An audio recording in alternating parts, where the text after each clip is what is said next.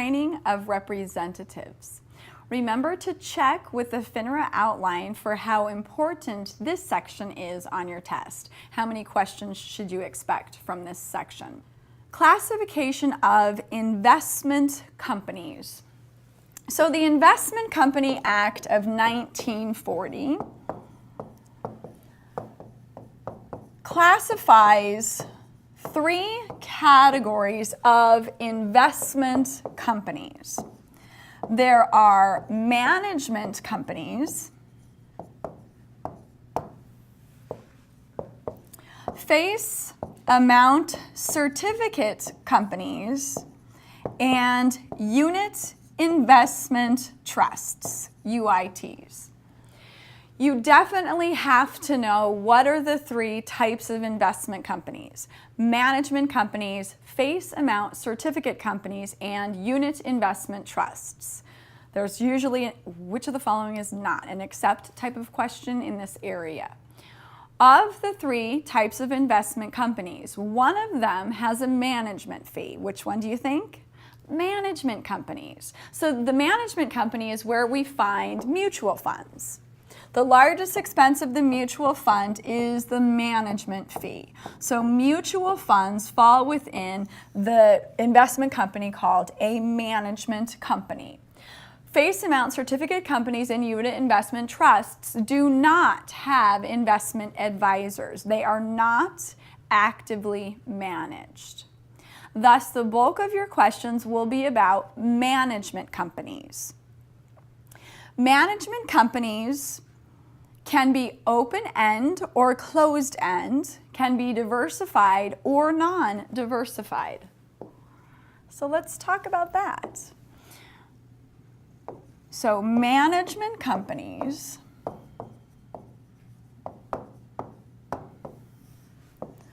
open-end, closed-end, diversified, or not.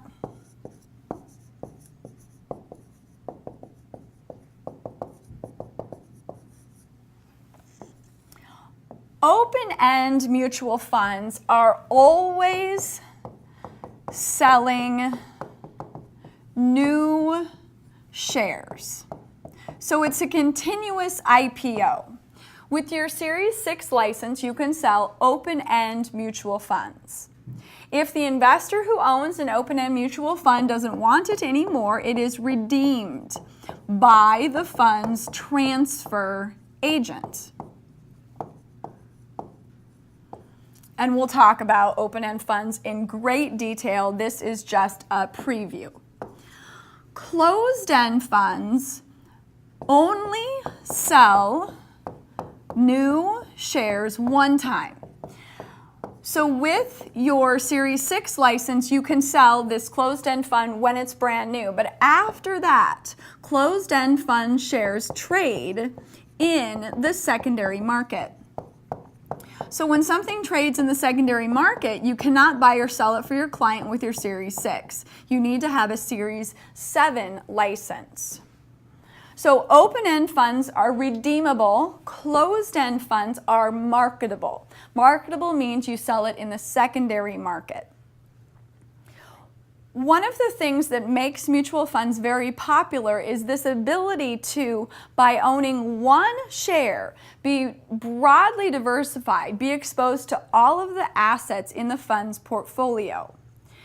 However, if the fund wants to be able to call itself diversified within its prospectus, it must meet a very specific definition. So a diversified company is characterized as any company that has at least 75% of its assets invested, with no more than 5% of its assets in any one company. A diversified company cannot own more than 10% of the voting stock of any one company. So we call this the 75-5-10 rule. Some mutual funds will not be able to follow this rule. As such, they cannot call themselves within the prospectus diversified. So they end up becoming a sector fund, a non-diversified fund.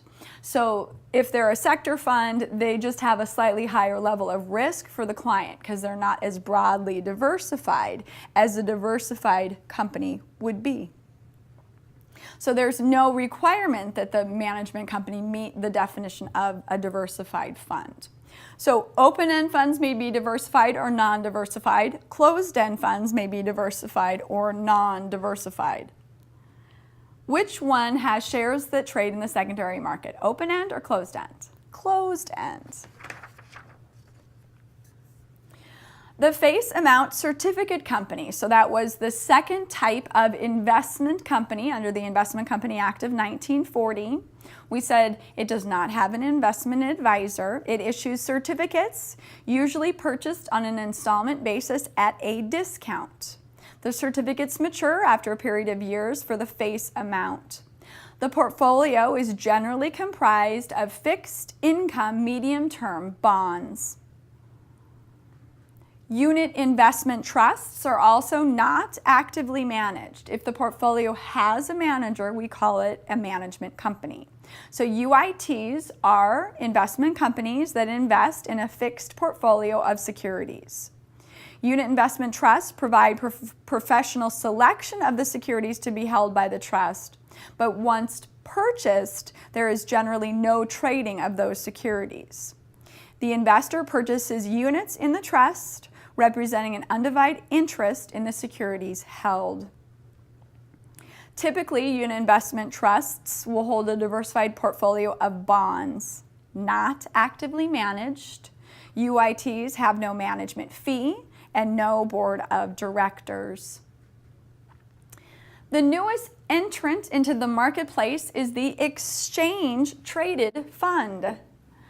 The exchange-traded fund functions most like a closed-end fund. Most like a closed-end fund.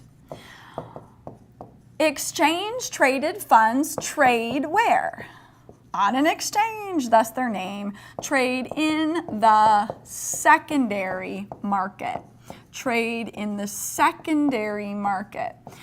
A lot of exchange-traded funds are index funds, but not all of them. More and more every day you see actively managed exchange-traded funds. So in order to buy or sell exchange-traded funds for your clients, you would want to have your Series 7 license since they trade in the secondary market. Some of the things that make exchange-traded funds popular include the fact that they can be bought and sold throughout the trading day, just like a normal share of stock.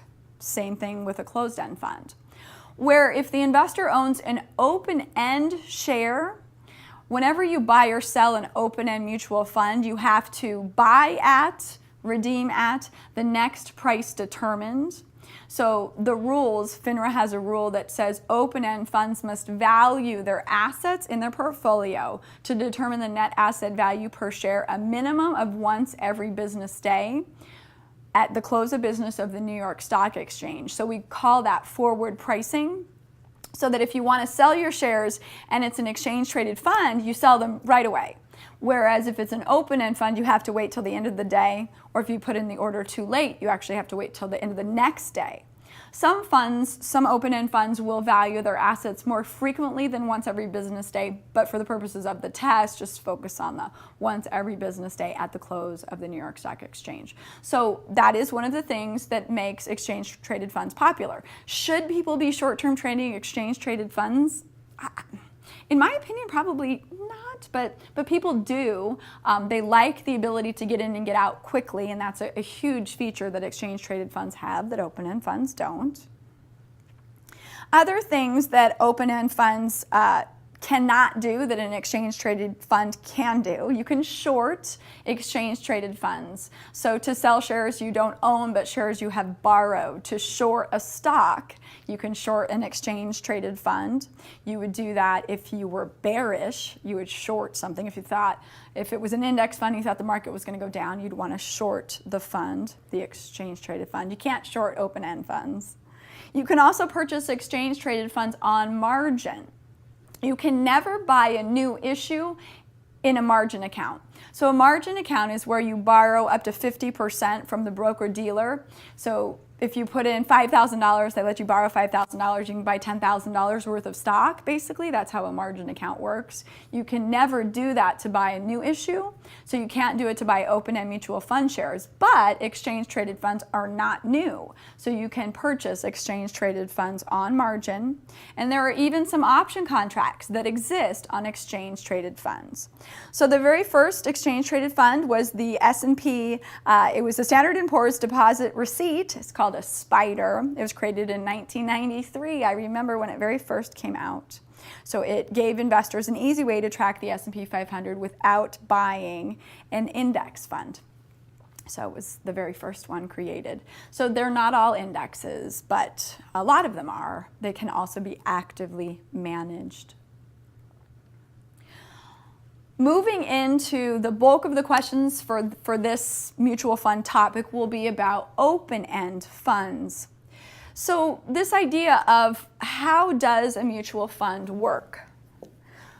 So what makes a mutual fund so popular, open-end mutual funds so popular? So the mutual fund itself is run by a board of directors. And we have, there's so many different kinds of open-end funds. We'll talk about different types like growth and income and index and all of that. So that we have this portfolio of, it can be stocks and bonds, it could be just bonds. It really depends upon what funds you're going to get into. But that under the concept of mutuality, let's say it's a balanced fund to give me something to work with. So a balanced fund is going to have some stocks and some bonds in the portfolio.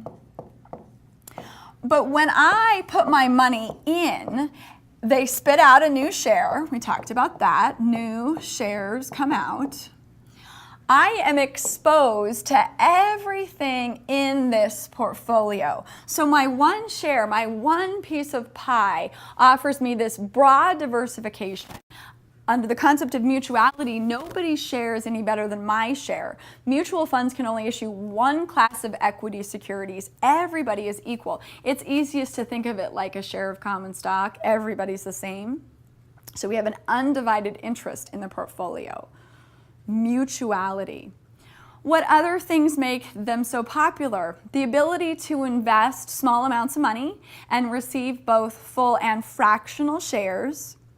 You can't go out there and buy 0.23 parts of a Nike share. No, you buy a share of Nike or 100 shares of Nike. But when you buy into a mutual fund, it is possible that you get 1.23 shares. So you get both full and fractional shares. You don't have to have a lot of money to get into open-end mutual funds. Some funds will have a minimum initial investment, but a lot of times they'll waive the initial investment if you agree to sign up for electronic funds transfers of a certain amount usually monthly. You can always do it more often than that. You'd want to read the fund's prospectus to know all the details on how the fund works. The value of the assets in this portfolio are going to go up and down. So we talked about the fund is required to value the assets in their portfolio a minimum of once every day. And the total assets, we call that net asset value of the fund, divided by the number of shares outstanding, number of shares, would give you your NAV per share. So that your share value is going to fluctuate every day depending upon how has the balloon done, how has the portfolio done. Has there been appreciation of the assets in the portfolio? Then your share price is going to go up. Has there been depreciation of the assets in the portfolio? Then your share price is going to go down. Open-end mutual fund shares are guaranteed marketability, very liquid, meaning that when you request redemption of an open-end share, the fund is required to redeem your shares at net asset value next determined within 7 calendar days. within 7 calendar days. Another advantage to an open-end fund, or to any fund, closed-end fund, this is true also for exchange-traded funds, is that they're professionally managed. I don't know about you, but sometimes my life gets so full, just trying to do laundry seems like an overwhelming task. I can't know everything there is to know about what stocks to buy and sell, so I don't have to. When you get into mutual funds, somebody gets paid, the investment advisor gets paid, generally a percentage of assets under management, to be responsible for professionally managing the portfolio. So you really don't have to know anything. Got to pick a good fund, but other than that, you get diversification, we talked about that. Much easier to diversify through a mutual fund than it would be. It's really hard to build your own stock portfolio that's broadly diversified. It would take a large chunk of change. Other advantages for open-end investment companies include all of the securities that are owned by the fund are held by a custodian. So the custodian's job is to safeguard the assets. So the custodian safeguards the assets. So I think of the custodian as living in the portfolio, and the shares of GM stock, the bonds are actually registered to the custodian. The custodian's job is safeguarding the assets. The investor has the ability to invest any sum that they wish at any time, because you get full and fractional shares, so you can put in $50. You don't have to, stock trades in round lots, so share price times 100 can be a significant amount of money, and here you don't have to do that. The investor has the ability to liquidate a portion of his holdings without upsetting the diversification of the portfolio as a whole. Mutual fund shares are considered excellent collateral by most banks. That is true. Most funds offer the automatic reinvestment of capital gain distributions and dividend distributions without a sales charge. We'll talk more about that. Most funds offer the investor the right to exchange within a family of funds. So let's say that the mutual fund company has 12 different funds within its family, and you were in the growth fund. 30 years later, you're getting closer to retirement, and you'd rather be in an income fund now. So the ability to redeem your shares, get into the income fund at net asset value without a sales charge, that's the privilege. It's important to remember the IRS will treat that as a sale and repurchase for tax purposes.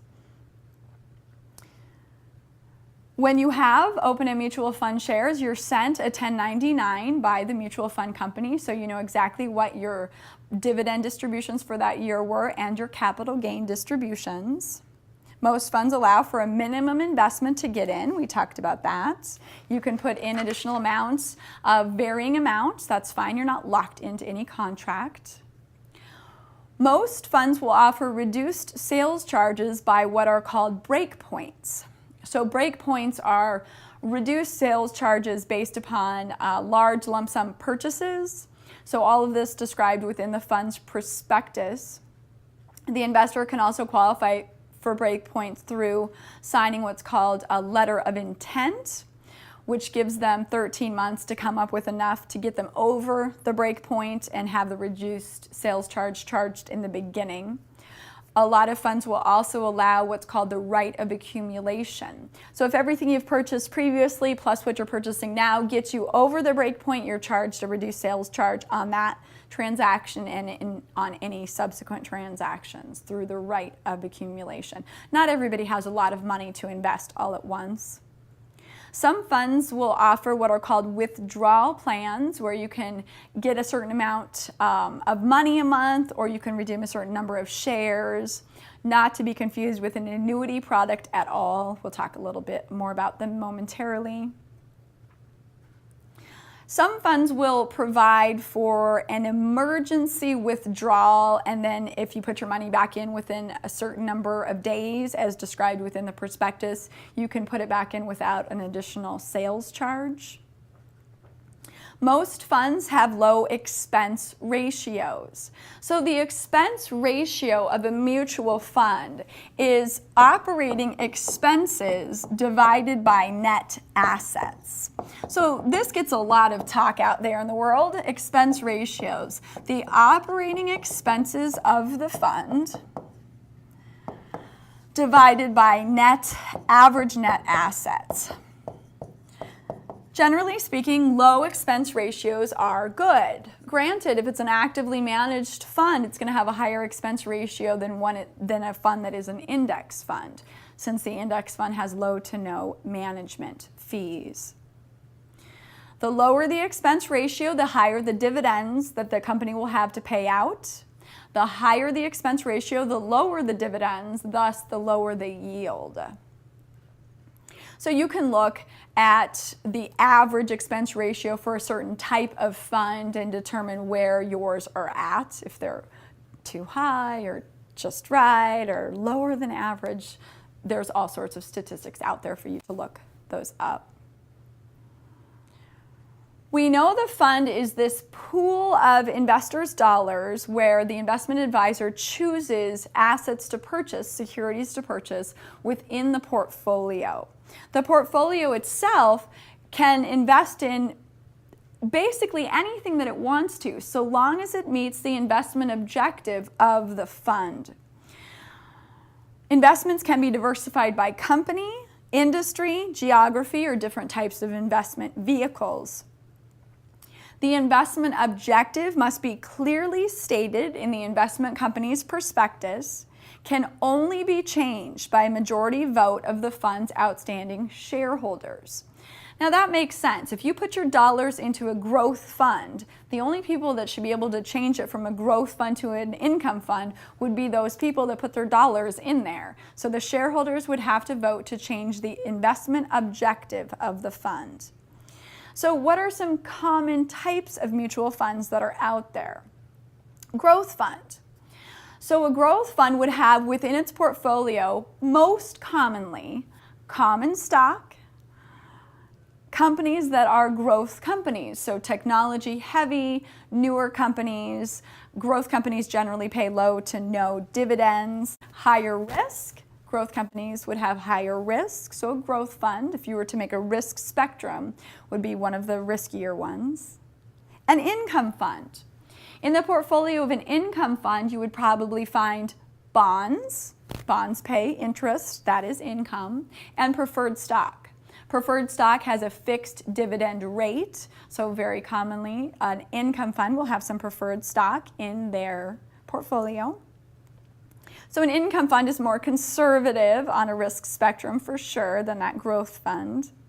A combination or balanced fund. I told you that has stocks and bonds. So if I was going to make a risk spectrum, I'd put balanced fund right in the middle. So we've got some equities and we've got some fixed income within the portfolio. Specialized fund, that would be on the risky side of the risk spectrum. Maybe it was a pharmaceutical company stock fund or emerging markets fund, specialized funds, sector funds, not diversified, risky. Bond fund on the conservative side of the risk spectrum. Bond funds, primary investment objective will be the creation of income and preservation of capital. Tax-free bond fund would have within its portfolio municipal bonds. Interest on municipal bonds is tax-free at the federal level. It's true if the bond's from the investor's home state, then the interest is also tax-free to the investor on their state income tax return as well. So when you have a tax-free bond fund, the interest income from the muni bonds flows through to the investor in the form of dividends. Capital gain distributions made by the fund, even if it's a tax-free bond fund, are always taxable to the shareholder. Capital gains are never tax-free. Capital gains are always taxable. The money market fund would be the most conservative of the conservative funds. Money market funds are very liquid. Within their portfolio, they can hold assets that mature in at most a year. So treasury bills make up the bulk of the money market. What else might you find in here? Negotiable CDs, letters of credit used in the import-export business, bankers' acceptances. Money market funds will attempt to maintain a stable net asset value of $1 per share. That is not, however, a guarantee.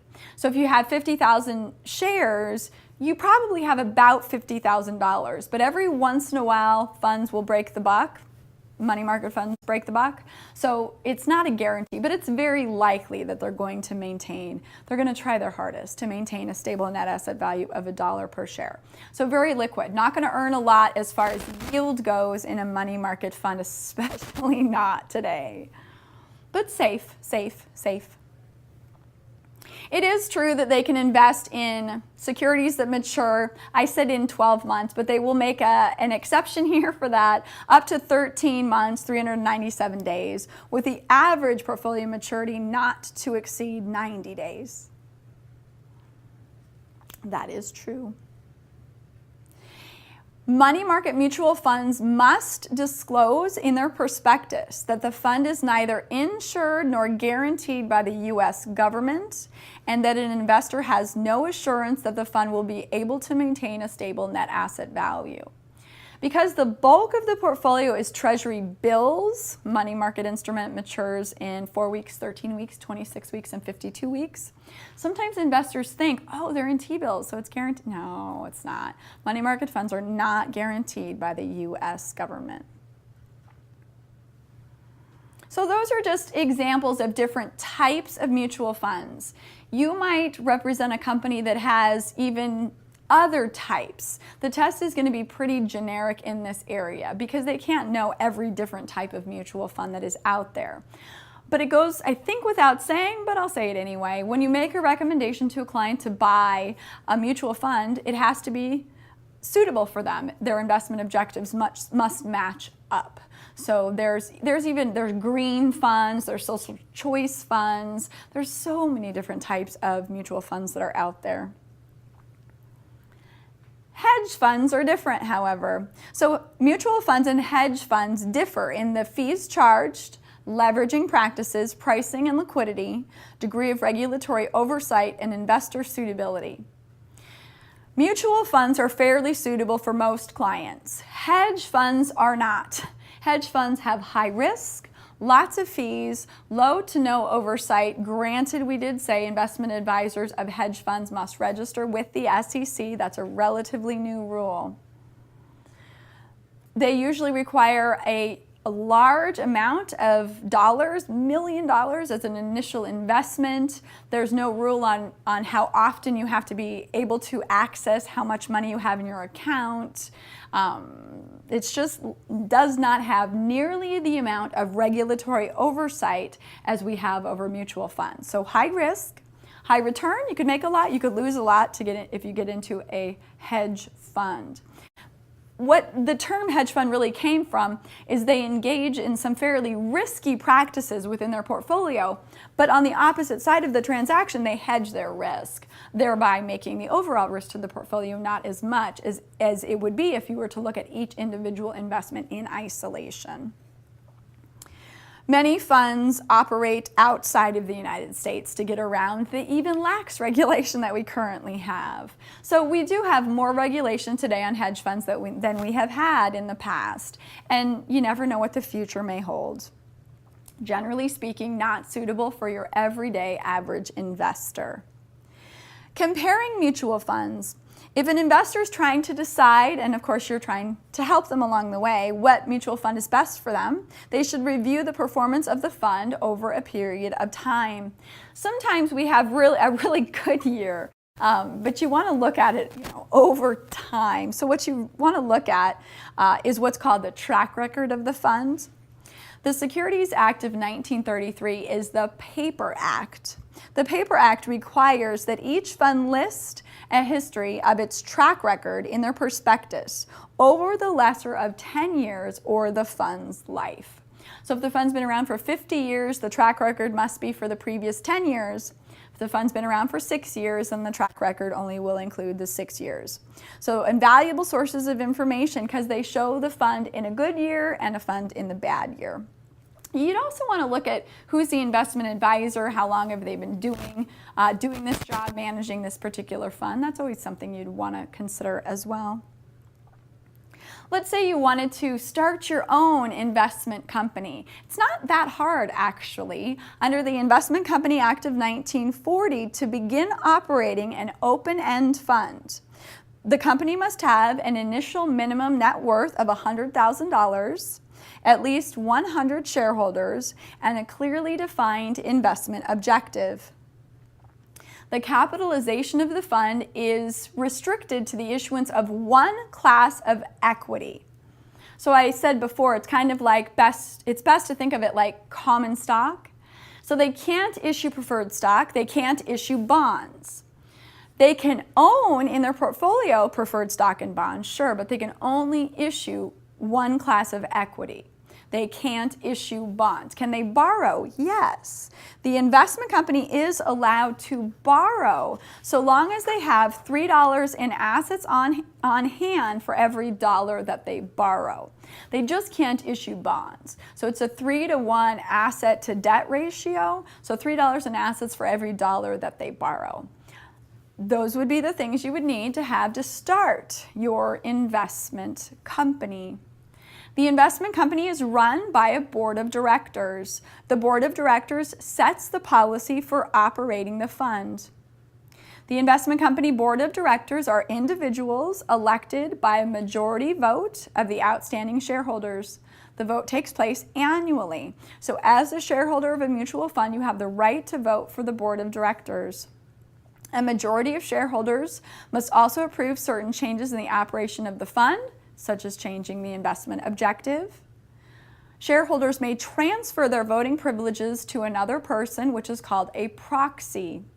So sometimes, let's say you've made a recommendation to the client to buy a mutual fund, and let's say you are in a dual capacity both as a registered rep and as an IAR. A lot of IAs will proxy vote their client shares for them. So the proxy voting practices for the investment advisor would be described in the IA's firm brochure. So to give your vote to another person, that's called a proxy. The maximum allowable percentage of directors on mutual fund boards who may be interested persons is 60%. So the board of directors of a mutual fund can have up to 60% of the board as an interested person, which is kind of interesting to me. I hope most funds don't do that. I want more disinterested parties. But the way the actual law is written is up to 60% may be interested persons. Interested persons of the fund defined as persons who are unlikely to exercise an appropriate degree of independence as a result of a material business relationship with the fund, its investment advisor, or its principal underwriter, or any of their affiliated persons. So if 60% may be interested, 40% must be disinterested. Can the fund choose to have, 80% disinterested? Sure, they can always be better than what the rules allow, which is actually really common. It's really common for mutual fund boards of directors to be run by a chairman who is, in fact, disinterested, not by law, but because they choose it to be that way.